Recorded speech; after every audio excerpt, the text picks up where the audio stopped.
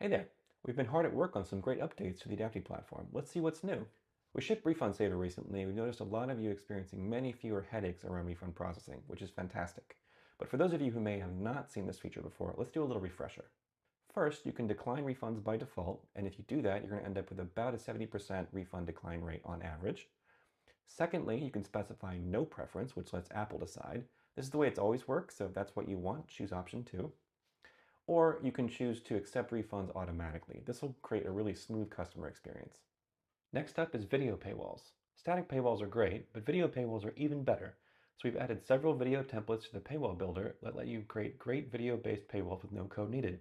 It's a great way to show value rather than tell.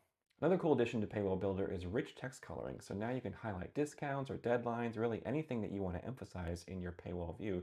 You can use rich text coloring to add that emphasis. How many of you spend time localizing your strings for other languages? It's a pain, right? We agree, and that's why we added ChatGPT powered auto translation. Now you can translate your content in one click. If you've got short trials to track or you want to see daily user behavior, you can now break down cohorts by days. It's super handy for when you want to zoom in on daily performance. The last update I have for you is post timer actions, and these are really nice. They let you trigger something after your paywall timer runs out. Say you want to close the current paywall and open a different one, you can do that with a post timer action. Or you can use the feature to set up a multi-step paywall flow to guide your users through a more comprehensive experience. All right, that's it for me today.